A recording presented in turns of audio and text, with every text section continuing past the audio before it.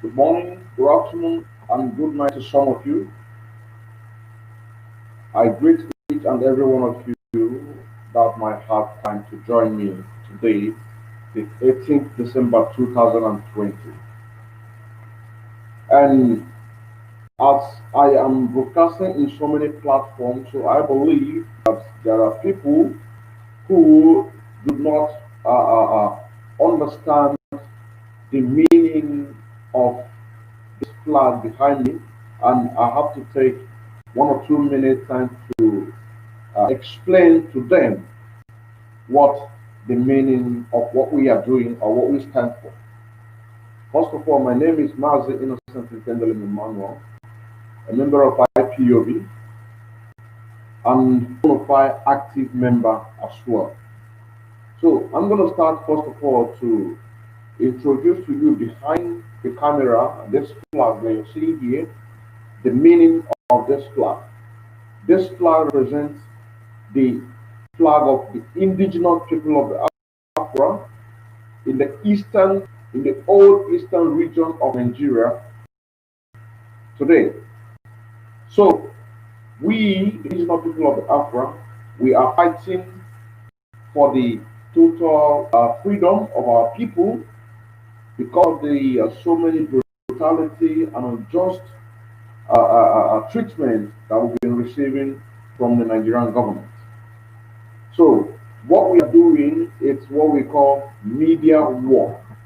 And this media war is a thing that we must put hands together to make sure that we bring the notice of what is going on in Nigeria, our people, so that they can be able to understand what exactly that is going on.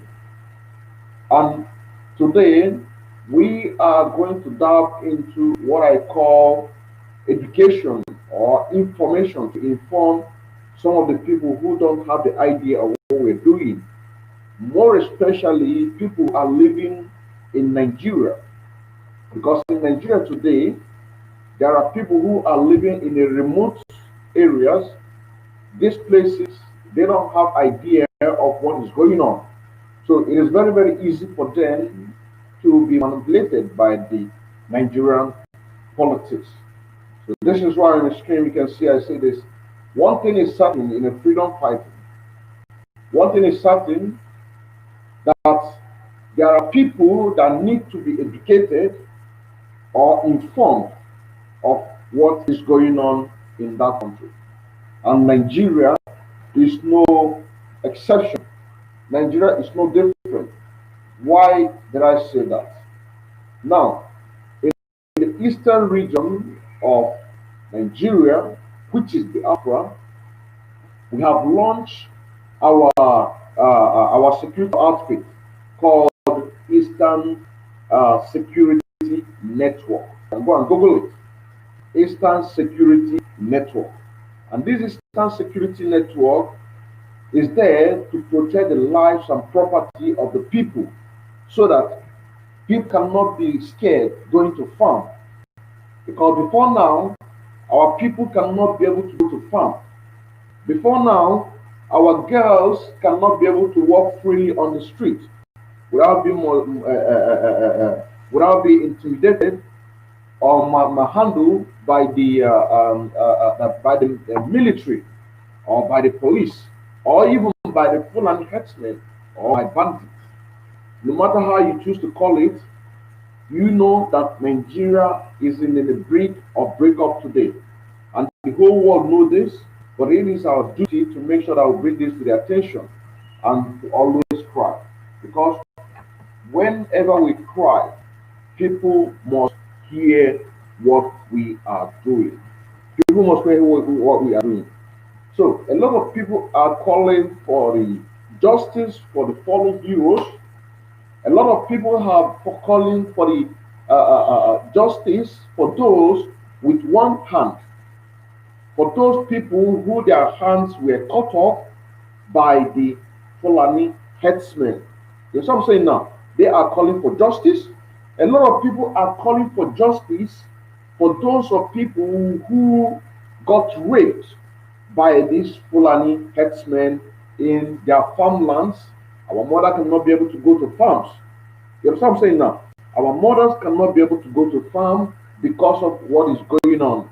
Because the Fulani herdsmen has taken control over our. You understand what I'm saying now? This is one of the reasons why the Eastern Security Network was created, to secure the life and property, so that our mothers and sisters can be able to go to farm and able to find what we can be able to eat. That's what I'm saying now. So this justice that people are calling for, the only time for you to get this true justice is by total disintegration.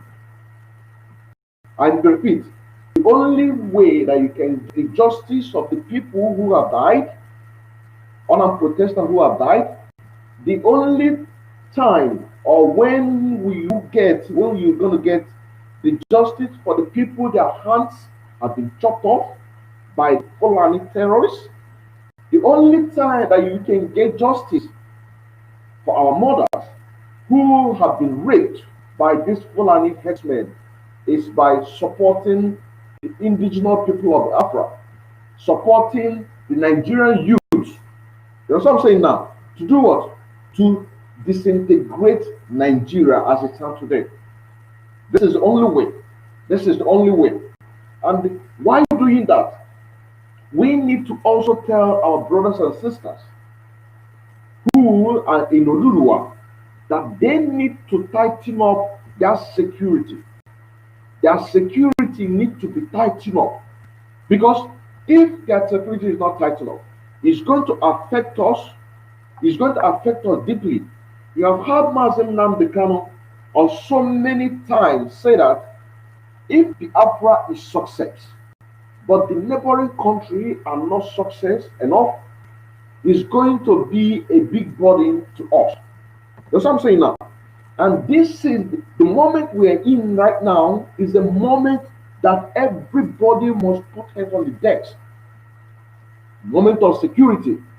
The insecurity in Nigeria today is overwhelming.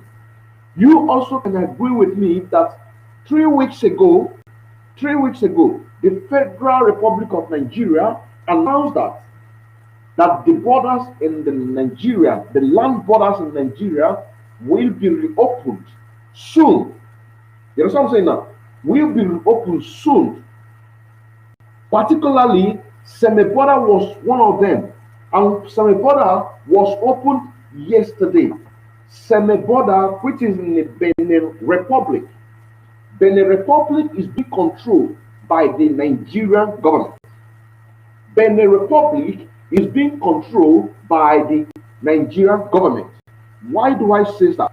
If most of you who are in the IPOB following conversant broadcasts that our leader made, you will hear one day that a brother who is a family member called from Semeboda and complained that they cannot be able to get a clearance from the Benin Republic. That's what I'm saying now. Why is that? It is because Nigeria is controlling Semeboda. Nigeria is controlling Benin Republic. You understand what I'm saying now? So this is the same reason. And opening Semeboda and the other part of the borders right now in this critical moment. In this critical moment, it's what for them to able to invite the Fulani Janjaweed from the Togo, Fulani Janjaweed from the northern Ghana, the Fulani Janjaweed, they are Fulani brothers from Ivory Coast, they are Fulani brothers from Sierra Leone, all over Africa that has a link through that Benin border. You know what I'm saying now? Last month, people were clamoring that the federal government should close the northern border because northern border is giving the Fulani access to come into Nigeria freely. So instead of them to close the northern border, they announced that the they announced that the borders in Nigeria will be open soon. In this moment, Now, another question that you have to ask yourself, most of you who have been following the news that is going on in Nigeria, the moment the indigenous people of Alpha launch Eastern Security Network that will guide and protect the Biafra land, few days after, the Elders Forum, they asked the Fulani herdsmen to return back to their ancestral home. Where is their ancestral home? The north. You understand what I'm saying now? Because the plan of Ruga has failed. The plan for Ruga has failed. They plan to use the Ruga, invite their brothers in our land, in our forest. But because that IPOB has taken it upon ourselves to make sure that we secure our land by launching the Eastern Security Network. So they know that their life is in danger. So they have to use another plan, which is using the terrorist group, terrorists in a uniform, Boko Haram in a uniform pretending to be army, ISIS in West Africa in a uniform Nigerian army to pretend to be a Nigerian army, jihadists, terrorists, all of these 7 terrorist groups, bandits, kidnappers, and the rest of them, they want to use them in a uniform group to do what? To intimidate us. And this is one of the reasons why that they have to the dead Buhari, the person that is posing as a Buhari right now. He went to Katsina and told Shakal, the leader of Boko Haram, to go and kidnap children. 400 children. You know what I'm saying now? 400 children were kidnapped, and a few days later, the children were making live video saying that nobody should worry. The governor of Borno State should not send anybody to come and rescue them. They should not send any helicopter to fly over to search for them. That they shouldn't worry. That they are okay. And when you look behind the camera, you will see children of that same age holding AK-47. The same age of children that are being kidnapped in Katsina State, holding AK-47 with their faces covered. What I don't know.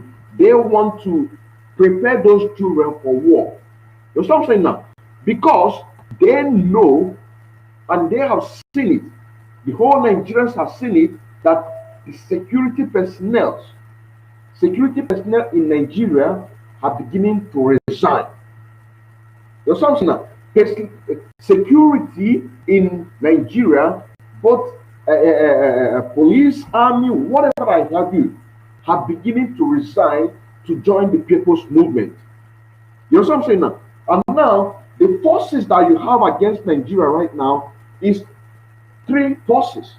I'm talking about the good guys. I'm not talking about the terrorist group. Whatever that Boko Haram is trying to achieve, they want to achieve it in the benefit of the northern people in Nigeria. Because in the northern Nigeria, it's ruled by Sharia. In northern Nigeria, it's ruled by Sharia. And in northern Nigeria, you have a lot of Christians in there. So they want to make sure that they intimidate everybody to make them to concur into their Islamic religion. You understand what I'm saying? This is the reason why you see so many killings going on in the northern Nigeria. So I'm talking about the good guys, the 3 good guys who will fight against Nigeria. Number 1, Oduduwa Army. Number 2, People's Army. Number 3, Biafran Army. I am not talking about the security outfit that has been set all around the country. Because as long as I'm concerned, we the indigenous people of Biafra, we have not played any card yet. What we are playing right now is to educate our people. What we are doing right now is to enlighten our people, more especially those people who are in the villages, who don't have access to the internet, who don't have access to listen to a 1 hour, 2 hours program like what we're doing. You know what I'm saying now? But our write-up in the social media on the various platforms that we are in be it WhatsApp, be it whatever that we are, whatever, even Signal, all those what write up is going to help them for us to begin to do educate them. Because as I'm speaking to you right now, there are people who are taking points of what I'm doing and sending it to their groups. You know what I'm saying now? So it is very, very important that we make sure we educate them for people to get this justice that they are crying for. A lot of people have died in this struggle. A lot of the Africans have died in this struggle. But we never give up. We keep on educating the people. We keep on educating them. We keep on resisting whatever intimidation that is coming from the Nigerian government.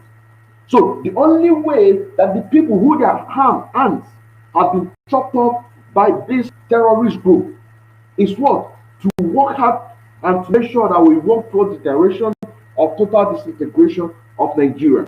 For people who have been raped in our farmland, our mothers, our sisters who have been raped by these bandits, the only way that we will have this justice is working towards the restoration of Biafra and total disintegration of Nigeria.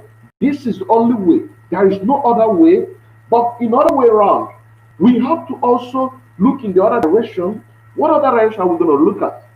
Now, we the indigenous people of Biafra, we have our security outfit, which is filled with a lot of people, volunteers. What about our brother who is in the Semen? Who is in the Oduduwa? Their security there's a leakage in their security. There is a leakage in their security. What do I mean by that? For example, in Semen, they need to put a strategy in all the Yoruba land, in all the Oduduwa land, to make sure that they secure everything secureable. Because if they don't do that, these people will do what? They will make sure that they